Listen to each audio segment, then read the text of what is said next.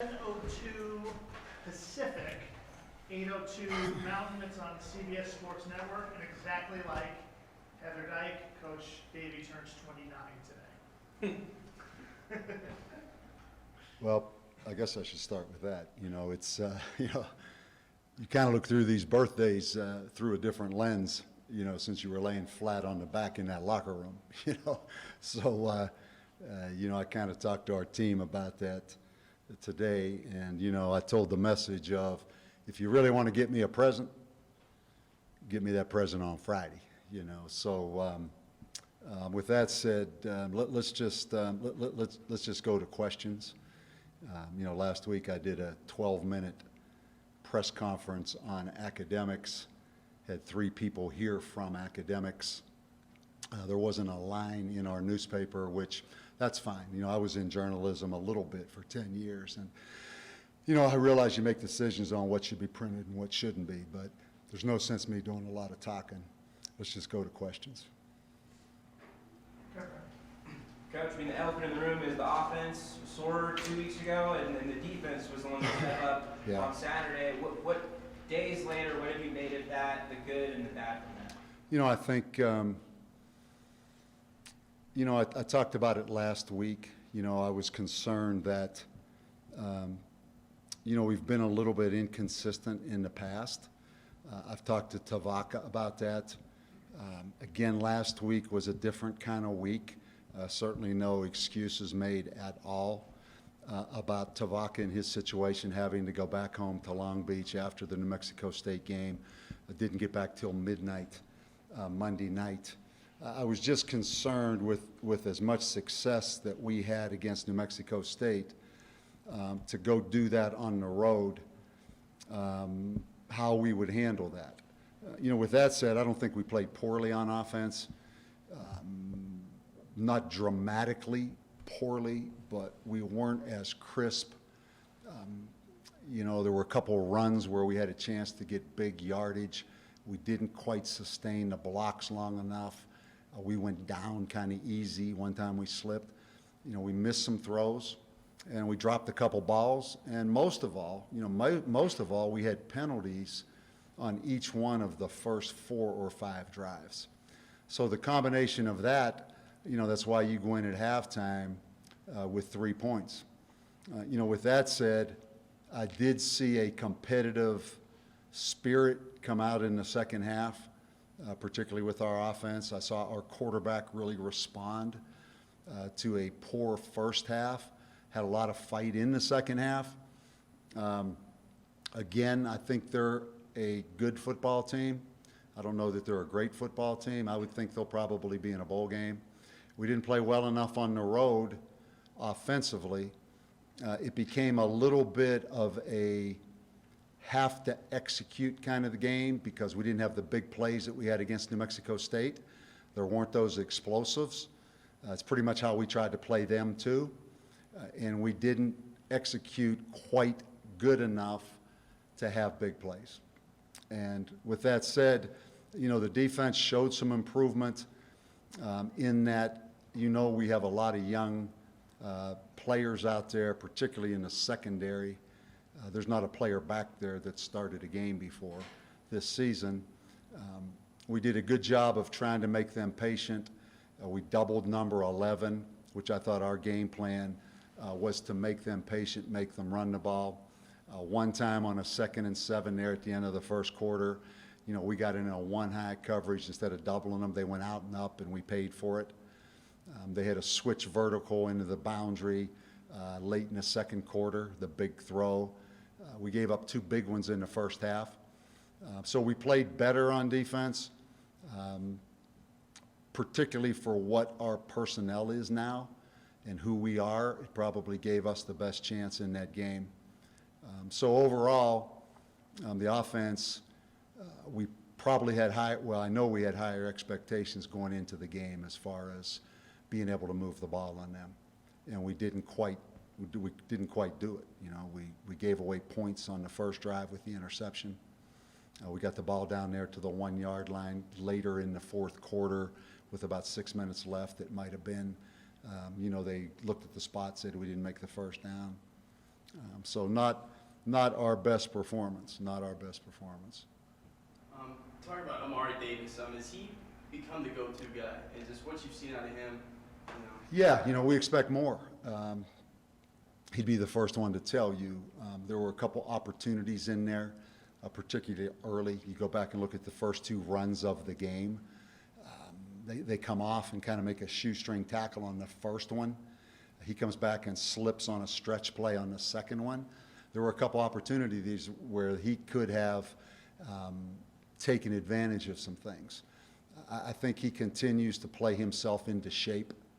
I do think he's a little quicker, a little more big playability as the season goes on and he can stay healthy. I think he can get that. Right now you would kind of categorize him as a power back, but he does make you miss. And I think with just continued conditioning, continued touches, hopefully he can give us a few more big plays. And just kind of bouncing off that, like how big is he going to be coming into this game? Just running back core, run game all together, because the performance they had against Air Force, who runs the ball a lot, and they had a pretty big win against them. Yeah, obviously Air Force is a whole different conversation. They're big, they're a 3-man front with big bodies in there. They do a good job schematically of giving you a lot of different looks. They play against an offense that's similar to ours. You could see we went into Liberty really wanting and expecting to run the ball more. We did that.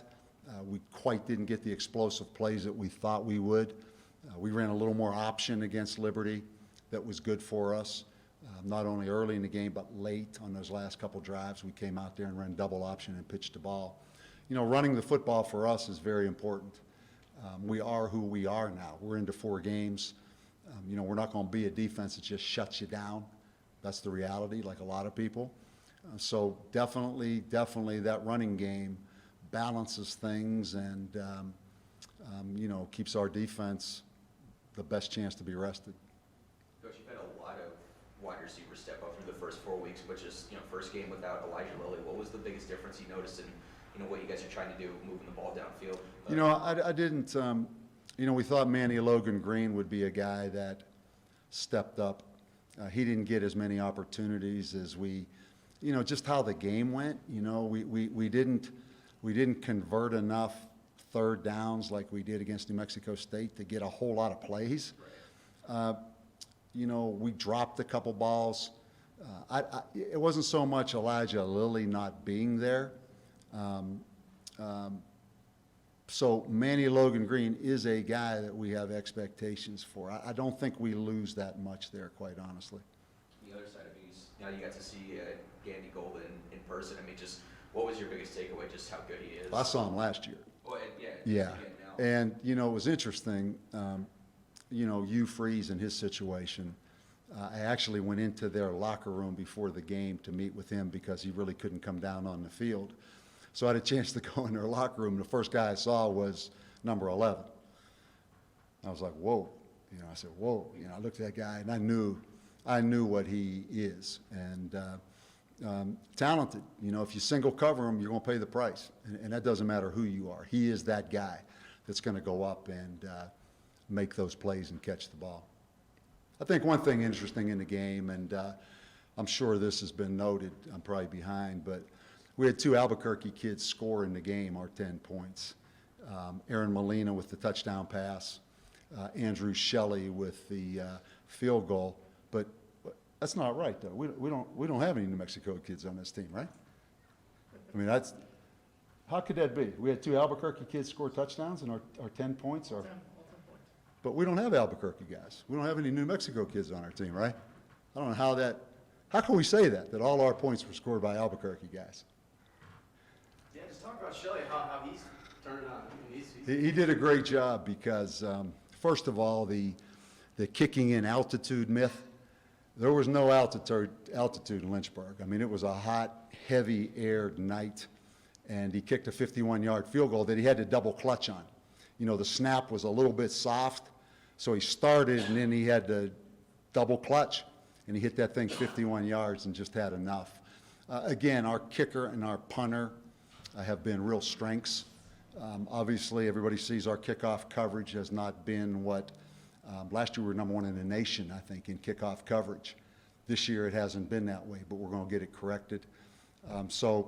Andrew Shelley has been, and is only going to get better, only going to get better. Hey, Coach, I did run a whole segment on Saturday's radio show on academics. Nice.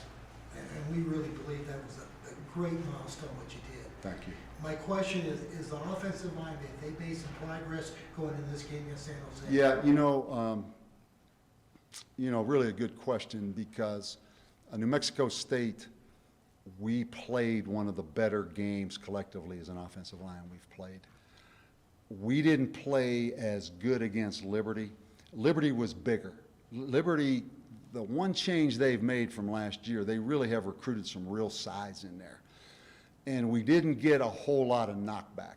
We didn't get the kind of vertical push that we had against New Mexico State. So from that standpoint, we didn't play as good against Liberty. They had something to do with it. It's a bit of a concern because San Jose is, as I mentioned before, big bodies. They're going to be a big body defense up front. So, we didn't play bad. We didn't play good enough to win on the road in Lynchburg with our offensive line. Bob, can I get your thoughts on California with the governor signing a bill about pay to play? Is it something you agree with? It's something I haven't paid any attention to, quite honestly. Again, I think I said it last week. I think when we start talking about paying players, I don't think one size fits all. I think it's probably one conversation if schools are making millions of dollars off kids' jerseys in bookstores, and maybe that's one conversation. I don't know that conversation applies to where I'm coaching now. I think it's a complex issue, and again, I go to how do you put a price tag on those three people that were standing up here last week at that press conference from academics? And then you have coaches, and I love this profession, and we signed up for it, and to me it's the best profession there is, and I love it. But a lot of times you're being a father, at least a rent-a-father, or you may be the father for a young man, day to day to day to day to day. So put a price tag on trying to go rent-a-father maybe in some situations, or truly mentoring a kid on a day-to-day basis. So to just say players don't get paid, I don't agree with that. I don't agree with that. This is a great profession. That's part of the job. That's why I love the job. But there also is a reality of every day of the week, you're raising somebody else's child. You are. And I take that role very seriously. So to say they don't get paid, I don't quite agree with that. Go rent someone to do what, not me, to do what assistant coaches do, support staff does, trainers do. You'd have a hard time sending your son off to college that didn't play sports, to go hire that kind of support service for a young man. Just picture that. If your son wasn't on scholarship, I want to go get what football student athletes get. I want that kind of support for my son. Go try to pay for that. So, maybe I'm a dinosaur. I just think. Well, it goes more about being able to make money off your likeness to the college athlete. Yeah, how many of our guys are we making money off our guys' likeness?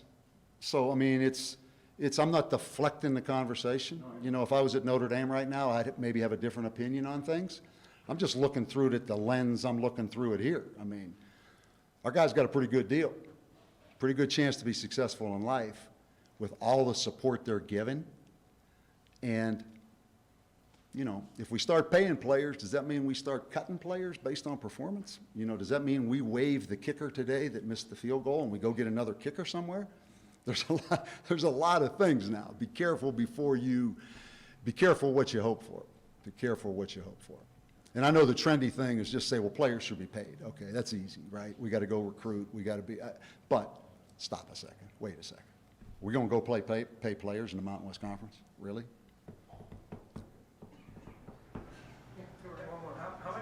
a concern? You're going from Virginia to California and on a shorter week, endurance. How much of a concern is that? A bit of a concern. You know, I think one thing, again, compliments to our conditioning. We didn't have one kid cramp. And that is a dramatic difference going from the dry air to that humidity. I mean, it's been a while since I did it. It's pretty shocking. We didn't have one player cramp. Now, what we ended up having was a bunch of ankles. You know, the turf was spongier and softer. There was a lot more give. And we had probably 5 ankles in that game.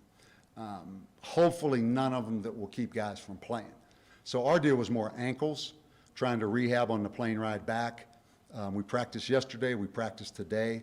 I think the fact that the game's at 8 o'clock Mountain Time Friday night, it's almost like it's Saturday. You know, it's a late game. We got a lot of time towards the end of the week to catch up. So it's urgency but not panic because it's such a late game. You know, I saw the LA Rams yesterday, right? They get beat 55-40, was it? Am I right? Yep. They play Thursday night. They play Thursday night, right? So they go from Sunday to Thursday. I mean, these guys are resilient and bounce back. But yeah, it's not ideal to play in the East Coast time zone and then play a Friday night game in Pacific time zone. You know, on the surface, it looks like they have an advantage. But, you know, we pick it up next week against Colorado State. They play Saturday night, I believe, Boise, and then they come in here next Friday night. Real quick, Bob, I wanted to get your thoughts on Aaron Austin and just his progress this season and what you see for the rest of the season. You know, first, I'm excited Aaron Austin gets to go home. You know, we've got a couple guys that are from Oakland, Amari Davis, Aaron Austin. His grandmother is an unbelievable lady.